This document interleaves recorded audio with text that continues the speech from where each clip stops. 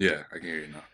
Okay, sorry for all the complications. I'm like, this is literally my luck. I'm having doing a video interview the second I'm about to start. I like set up my coffee, I got my shirt on, I let you into the room, and my fire alarm starts going off.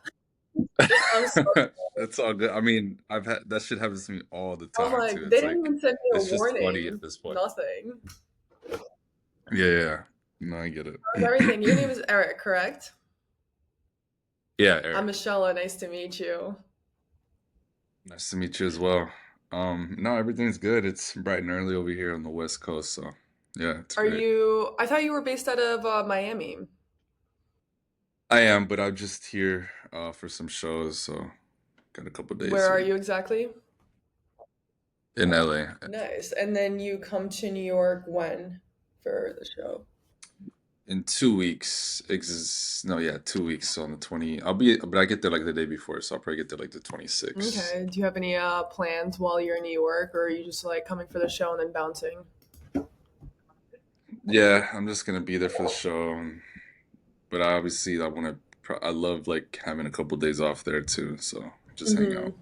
Yeah, I'm actually based out of Miami as well. I moved here like a year ago, and I'm from New York originally, so I live in like the city. Oh, I live in sick. like I went from like the city area to a city area in Miami. I'm in Brickell.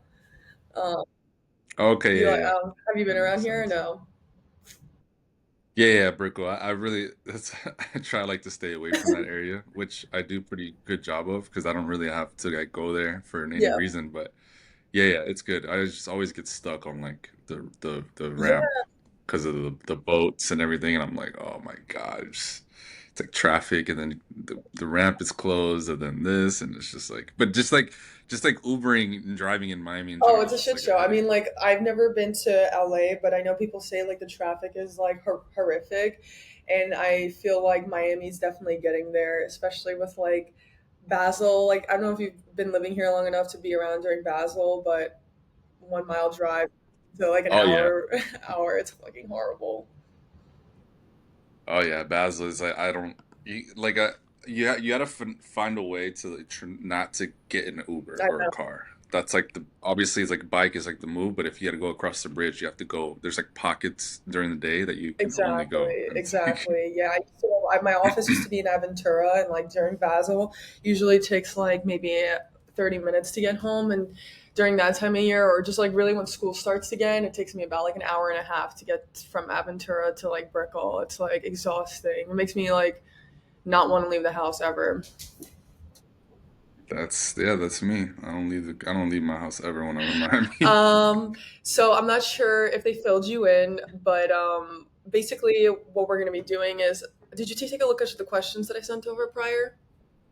I did, Okay, yeah, cool. So we're just gonna like basically start from like the beginning yeah. and talk about some like key moments in your career so we can like make a nice cool reel out of it on Instagram, use like footage that your team sent over.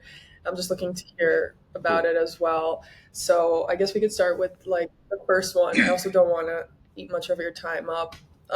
We'll start with the first one about growing up in Houston. What was it like for you? You know, your surroundings. Also, when did you move from Houston to Miami? That thing. Okay. Okay. Do you want me to like to repeat the question and Oh then no, I answer have it them or? like all listed out, so I'll know exactly what Okay, you're cool. referencing. Okay, so you just want me to answer the Yeah, we could question just now. start from like the first one, and yeah. Okay, cool. Yeah, I mean, growing up in Houston was like, it was kind of a melting pot of, I mean, obviously it's a huge city and so many cultures and diversity. But growing up, I loved it because I was exposed to so many so much different culture, music, whether it's music, food, people, just anything in Mhm. general. Um, I mean, when I was little, I don't know if every kid thinks this, but like, I thought that place was the only place that you could be from. And then as you get older, you realize like, wait, there's other states, there's other countries. Like it's like, what? Hold on, what? So where am I? You know? So I remember having that realization, and I was just like, wow. So there's different parts. Like there's other places that are not like this. It blew my mind. So, but it was good. I mean, I was exposed to a lot of different music and culture, and it shaped me to the person that I am today. So, I'm really proud of that. Are your parents from Texas? Like, was everybody born and raised there, or did they come from somewhere else and then you just grew up there? Well, my mom, she was born in the Valley in Hmm. Texas, really right on the border, and my dad was from Guanajuato, Mexico, Hmm. so he eventually came over, and that's how they met. But yeah, like two different sides of the family, like two different worlds as Yeah. Do well. So you find that to be beneficial, like to have basically two different cultures? Like my mom is Americanized, but my dad's from Russia, and I feel like that has built me to be the person I am today, just from two different worlds. I mean, it's cool to have a little bit of both. Yeah, I wish I had a little bit of more from my dad's Hmm. side.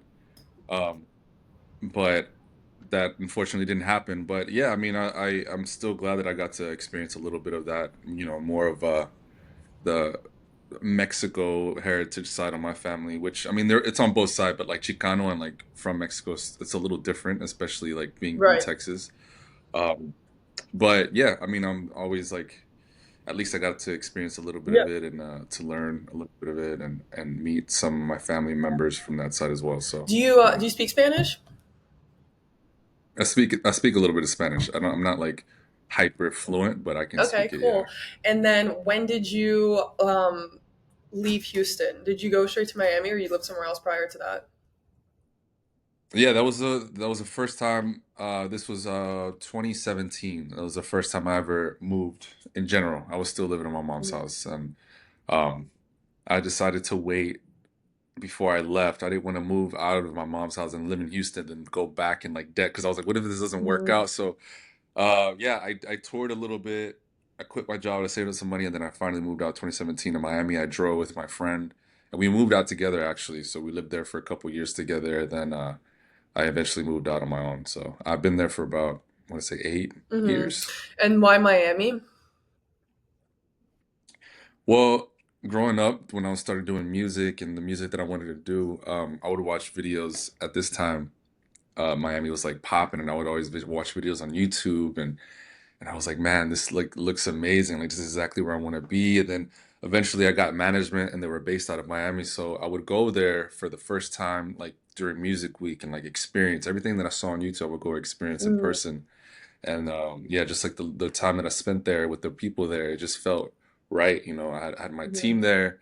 Everyone there that I became friends with was very, they were very supportive and positive, and just being in there in Miami in the city and going to events and just seeing, you know, how the music and like the people, I was just like, this is where I belong. It was just the music selection was Yeah. just better.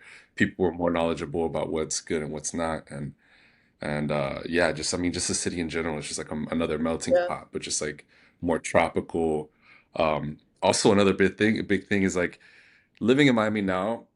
And when I go travel, let's just say I go to a beautiful place, like I go to Mexico or I go to I don't know, anywhere that like feels like it's a vacation or beautiful. Coming back home feels just as beautiful and just as right. It doesn't feel like I'm coming back to like a Mhm. depressing city in a suburb or like something where it's not like anything nice to look at. It's like Miami, so coming home is never like a bad thing. Yeah, my So favorite thing is like telling my friends who are like visiting Miami, I'm like, I live where you vacation. No big deal. yeah, exactly. That's always a plus. I would come home, everybody's like, damn, I gotta Yeah, go home. I gotta go to work. I come can't home and it's relate. beautiful. It's Miami. We No, see the every time I beach. touch Yeah, down, I'm like just instantly in better mood. I go home to New York to visit my parents. I come back here, I'm like instantly a better person. I feel that for sure. Like anybody who exactly. thinks like seasonal Exactly. depression isn't a real thing is out of their minds because it totally is. Like has such a huge effect on like my personality in general too. But that's super cool. Same. And then what? Okay, so when you moved in 2017, what was like one of your favorite clubs to go to, or like what was like a venue that you saw had like really true understanding of like good music, good talent?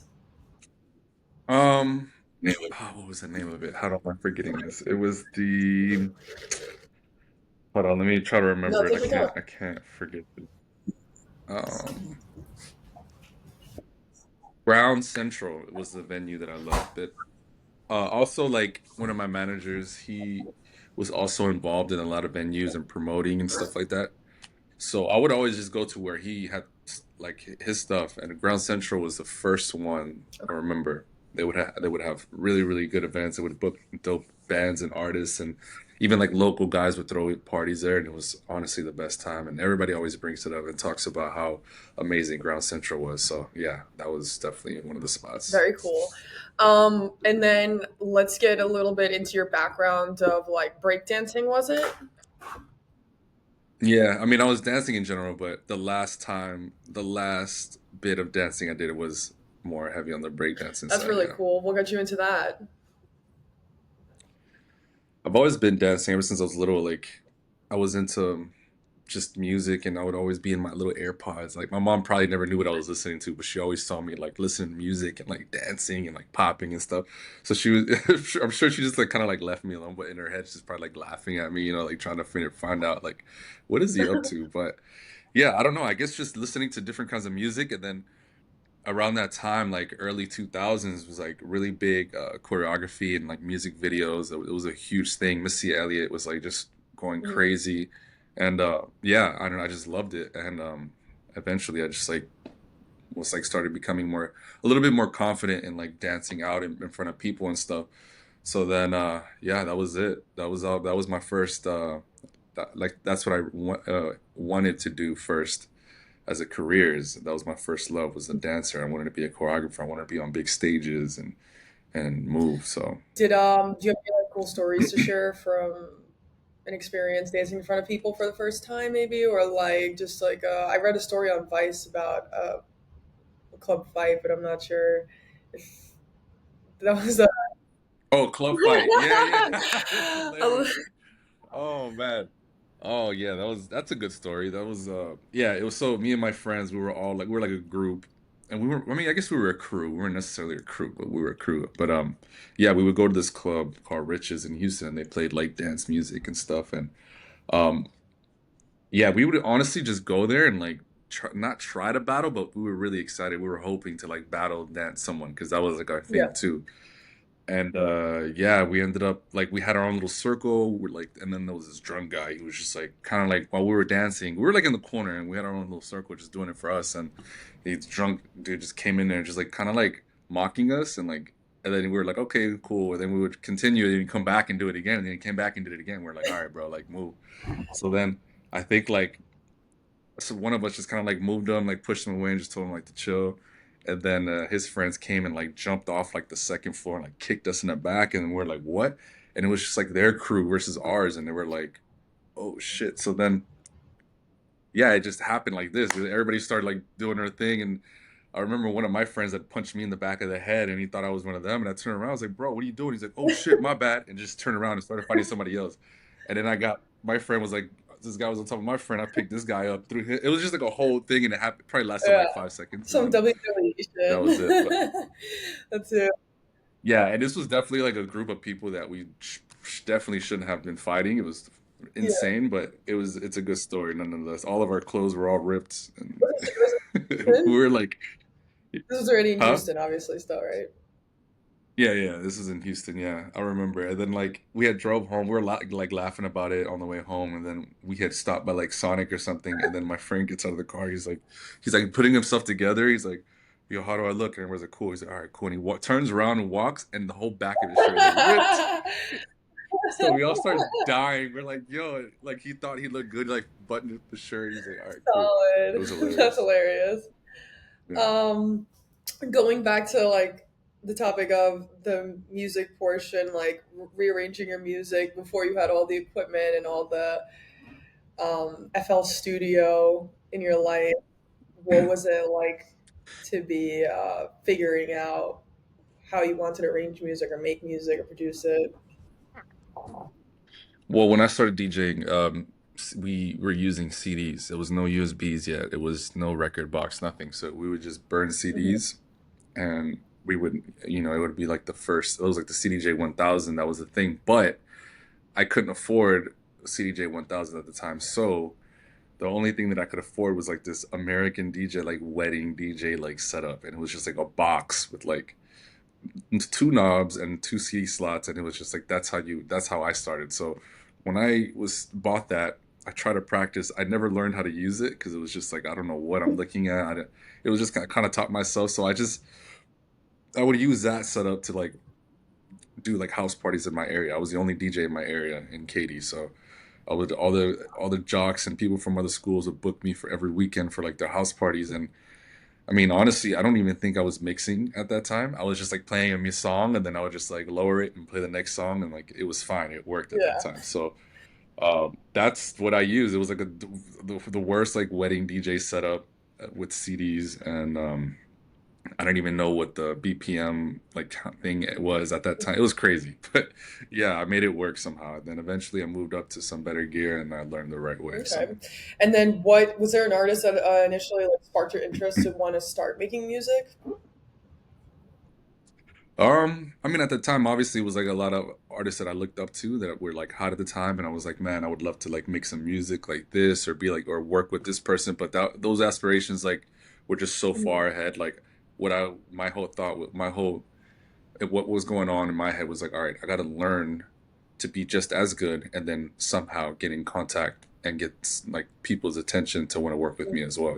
So it's not like nowadays where it'll be like a random person will hit up like a touring DJ and be like, "Yo, send me your music. Let's work." Like Yeah. that's not how it works. Like back then, people actually had like a little bit of respect and like a little bit of common sense to be like, "All right, obviously he's not going to send me music. He's not going to want to work with me because I have no music out or I'm not really like nobody's heard my stuff." So, yeah, I that was my first intention was like, you know what, I got to get as good as these Yeah. guys. So.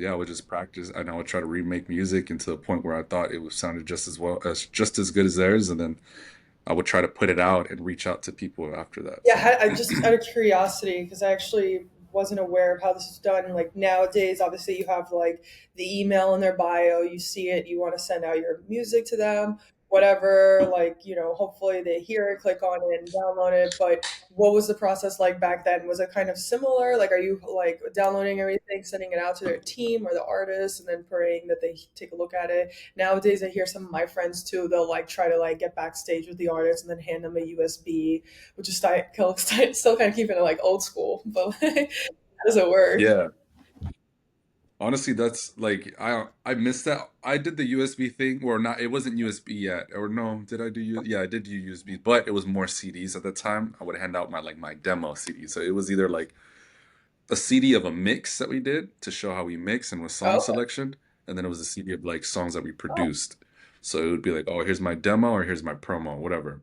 And it was that too, but that never really worked to be honest because I think I was heading up to like local promoters and DJs, and I just think like they just didn't give a fuck because they're mhm, just like whatever, like we don't need another local DJ anyway.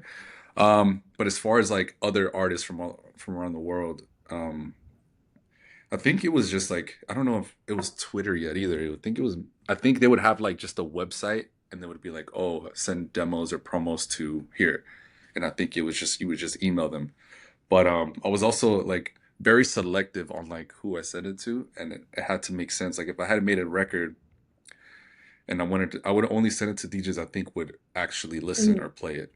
And I don't think people do that enough anymore these days. I think they'll make like a you know some like a house record and they'll send it to everybody without even thinking like would they actually play this mhm. record. So um it was very selective back in I was very selective and I kind of knew what to do just based off of like intention. But yeah, it was just the same thing, which is like email, reach out on Twitter, maybe. Um, I would do research on how to like a lot of the times they wouldn't have their email anywhere set on their thing, so you would have to like search and like figure out where to send it to. And sometimes it would work, sometimes it wouldn't. Yeah, But yeah, you had to do a little bit of digging. interesting. I actually prefer that as well. I think when you're selective, you're choosing quality over quantity. Going back to that, which is 100%. we can now. I want to like hear a little bit more about the Major Lazer era, how you got involved, what were like some turning points, anything that stuck with you from the earlier days before going on tour and whatnot. Yeah, I mean I remember I've been working with Major Lazer as far as just doing remixes and maybe some production work since like 20 I want to say like maybe 2013 14 maybe 13 for a while. And when I finally met the guys, I went to one of like the mad decent block parties in Texas. It was like in San Marcos. It's like a college city or college town. And I drove out there, met up with them, finally met the guys. So yeah, I was like stoked. I was a fan of Major Lazer before like anything. So I did a few remixes. I did some production like work for them for years since then. And then eventually, what was it, 20, yeah, around 2018, 2019, um, I had actually stopped doing music myself because where I was going, I was like considered like an EDM artist, and I was doing a bunch of EDM festivals, and then dubstep and trap was like becoming a thing, and I was just like, man, I don't know if I want to do this anymore. Like, this doesn't feel like me. So then I took like 2 years off, and then the Major Lazer team reached out to my team and said, hey, um, Jillionaire is doesn't really want to tour anymore. You know, he wants to kind of just relax a bit. But the guys, they want a third member to tour with on stage. And were considering me, and I was just like, what? Like, that's crazy. I was like, it makes sense actually. Like, I get it. Like, I understand. Like, it does make sense for me to. I don't see anyone else doing it, but I'm like, damn, that's crazy. I was like, yeah, I'm down. Fuck it. Like, I'm taking a break from music. I can focus on this. It's great.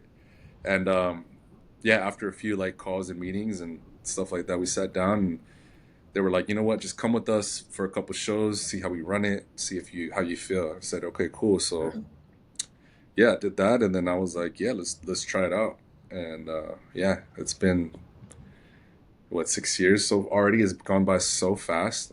So like it just doesn't even feel like it's been that long. But yeah, here How we do are. you how do you find time to like separate that part of your job versus like your own solo part of your job, if you know what I mean? Of course. So like my own solo stuff just started this year. Like I just started like doing like my own shows again this year. So it's getting harder now as far as like the travel and like the sleep and like trying to make things work. But I mean, at the end of the day, that's the goal. I've always intended to be my own artist, not just be part of Yeah. a group. And this is kind of rebranding for Ape Drums. Honestly, it's like it feels like I'm going back to square one, and it feels like I'm falling in love with production again. Because there was a time where it just didn't like producing. It felt more like a job, and I didn't like Hmm. it. So finding something that I really, really enjoy making, and it challenged me a little bit. Um, yeah, it definitely got me excited to do my own shows again. So yeah, at the moment right now, I just started doing my own shows again like a couple months ago, and we're already looking for a lot of uh, a lot of things next year as well. So I'm just really, really excited to see how we can make both work. And yeah, I guess let's just say it's going to be super Yeah. busy, and but I'm not mad about it at all. I'm excited, so should be good. Should be a lot Busy's of fun. good always at the end of the day. What are like some of the things that you do to keep yourself basically from like keeping up with like the sleeping schedule, like eating healthy or dealing with like sleeping on planes all the time? Like how are you able to balance and manage all of that now that it's coming at you hot? It's, I mean, I'm not sure because it is getting a little rougher. I can't sleep on planes unless it's like a lay flat. So if there's ever a flight we take and it's not a lay flat, like I'm not gonna sleep. I know I'm not, and so I have to like sacrifice that. But um, yeah, I mean, it's just like eating healthy is like obviously a no-brainer. Just like not eat fast food, I guess. We just eat anything that's like not too heavy, not too greasy, something anything that's not gonna make you feel like sluggish. So always being hydrated. Another important thing is always being active. I always try to hit the gym as much as I can, sweat. Like I think that's what keeps you keeps your body like filtered of whatever can harm you. And then I guess I don't know, just sleeping as much as you can. Like when we get to a different country or city, it's just we can just try to sleep as much as you can. Whether even if it's like a 30-minute car ride, we'll just get a little shut eye. That'll Yeah. always help. Um, yeah, just stuff like that. I mean, it's just basically whenever you can, just try to rest, and I think that's the most important part.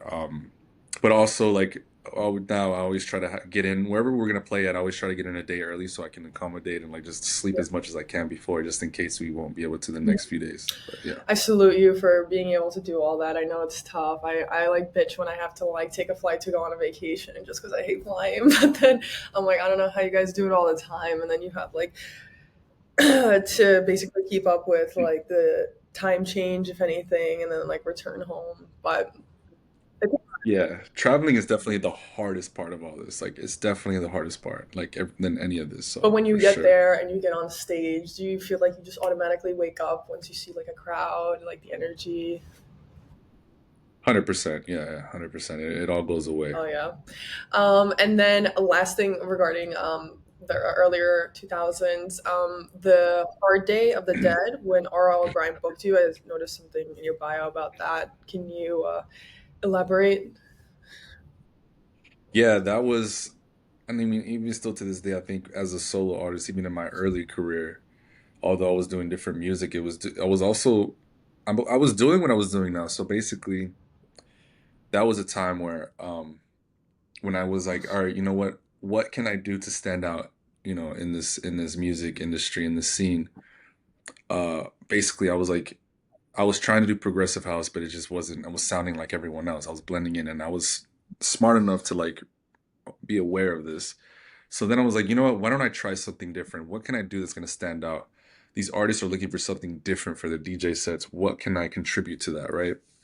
So I was also really into like dancehall Caribbean music, and I was like, you know what? Let me make like a dancehall rhythm just bigger, and this would really go really well. It like also falls in the world of dubstep because where dub come from is from reggae, and like a lot of people don't know that, but it's like all kind of in the same world. So then I was like, you know what? Let me make dancehall like electronic. Let me see what I can create, and I did.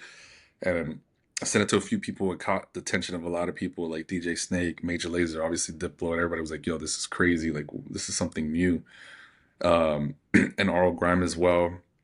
So then, um, yeah, it was like a new sound, a new thing that I started, and people were catching on, and that's how I started touring. The world as Ape Drums. Everybody knew Ape Drums like as the dance hall guy, but in dance music and EDM, which is crazy. So when I got booked for that stage, if it was the first time that I felt like, you know what, this is where I belong here. Like I was able to handle it. I was nervous, but then as soon as I got on stage, I was able to control it. I was hyped. The crowd was loving it. We were feeding energy back. It was like the perfect show, and it was the biggest crowd that I've ever played to by myself. So it just felt right. I was playing dancehall music to a crowd of kids at a hard Day of the Dead, and it was crazy. Like who would have thought? But yeah, that was super memorable show, and I'm really hoping to do that all over again now because what I'm doing now is kind of the same thing. I'm progressing and contributing to the sound of Afro house and Afro tech, and I'm trying to not necessarily bridge, but just make something new and innovative that will interest and definitely get support from the culture, which is doing really well right now. So hopefully there'll be another show where it'll be like a full circle moment, and well, it will happen. So it's definitely happening soon, and it's super exciting. Do you still keep in touch with R.L. Grime? No, not at all. Like all the guys that I used to be really cool with and play with and stuff. It's just everybody went their own way in music, Mm. so definitely lost touch. But um, eventually, I feel like we'll run into each other. Maybe there'll be a moment where we're like, "Oh shit!" There's definitely been other moments where I'm like, "Oh fuck!" Like we used to work together on this stuff, and like it's been so long. So yeah, he's still killing it. In that world, and it's amazing. So yeah. How did you come up with the name Ape Drums? Uh, that was okay. So originally, Ape Drums was like a duo. It was me and my best Mhm. friend in Houston, and I think it was at the time where I was really inspired by you know the scene at the moment, and there was the new thing at that time was like duos, and it was like it was like duos were popping up, and it was like a thing, and I was like, yo, this looks fun to be playing with like your best friend, like like obviously sounds like amazing. So I told him, and he was really into music as well, but he was really into like deep music. Like he was a really underground like hip Mhm. hop guy. He loved like super OG like Chicago, Detroit house music, and he was really into the cool stuff before I was even like tapped into that stuff. I was really into like the hype, Yeah. crazy shit, and he was into like the underground, like nah, like whatever. So I was like, yo, why don't we make a duo, like, and we just DJ together, like make music. I'll produce, like, I'll teach you, like, whatever. He was like, yeah, I'm down. He was like very laid back. He's like, yeah, that's cool, whatever. So eventually, he like said yes to everything. He's like, yeah, I'm down, cool. But eventually, we're in the studio one time. We're making music, and he was like, he was a really good drawer. Like he knew how to like do graffiti, and he's really good at that stuff. So I had like a pad there and a pen, and he was like drawing. And I think at the time we were like trying to think of a name, but I told him I wanted the word drums in it, and he was like, whenever he would draw, and he drew like a gorilla with like Nikes on, like a hat, like cool. And then I was like, gorilla drums. It's like gorilla drums. Nah, that doesn't sound right. I was like, ape drums, ape drums. I was like, what about ape drums? Like, what do you think about that as a name? Ape drums. It sounds kind of cool. It's like it can have a double meaning. And he's like, yeah, that's cool. I was like, all right, fuck it. Like he just said yes to everything. I was like, yeah, that's it. Fuck it, ape drums. So that's how it started. I wish it was a cooler No, story. but that's Um, funny. Like I love being able to like work with people who are just like they ride with everything. yeah, and like it was just like he was like, all right, cool, I'm down. Yeah, that's cool. Yeah. Yo, this song is fire, right? That's Yeah, cool. it's dope. I'm like, yeah, cool. That's awesome though. Really cool. Um, it's super dope. What was I gonna say? And just before we like end off, I like to do like a little fire round of questions. Um, to start off, like to finish and it all out. Do you prefer a club or a venue? um, I think now I prefer a venue because a club comes with people who are either requesting music, they're not there to actually see what you want to play. They're just there at a club and they're like, "Yo, I want to hear this." So I like club. I most likely have to play music that I don't want to play Yeah. sometimes. So probably a venue now, yeah. Depending on the Yeah. club, but Would yeah. you is there like a bucket list festival that you want to play? Um, it's a good question. Actually, I would love to play Movement in Mhm. Detroit. I would love to play Coachella again, but like on an actual stage. I played it before, but it was like on a Heineken stage on the side. I want to play like an actual stage. Um, as far as I can think of right now, I mean, there's a bunch of European festivals I'd love to play as well, but yeah, there's a whole list. Favorite cuisine? It's I love hard. how I'm like, it's a fire round. It's gonna like just fire off the answers, and I'm like asking all these questions, and it's Oh, that's hard. I mean, I would say just for the sake of it, Thai. I love you know, Thai. Thai Thai food. slaps. What's your favorite Thai dish? Yeah. I love. I guess just was it's a curry, but I forgot the name of it. It's like a it's a something curry. It's a curry. It's a Mm-hmm. red one. I don't know what they call it. I don't know what they call it though. But it's also the Oh chicken yeah, pad thai is chicken girl. amazing, Pad or Thai.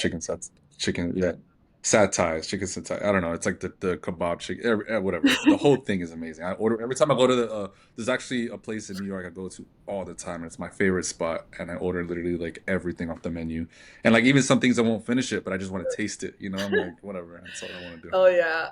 Is there before we go? Is there anything else that you want to might mention? Anything like in the pipeline? Any future projects that you want me to like maybe talk about in the interview? Um, when is this interview coming out? I'm gonna try to get it, the written version out. Your show's in 2 weeks, maybe by next week, hopefully. Um, Okay. So then by I'll, that if anything, I'll time, run it anything by your team as well before I publish anything. But cool. I mean, yeah. I mean, just have new music out. I just released a song on not too long ago. It's called GQ or Comtech GQ Tech with DJ mhm. Lag.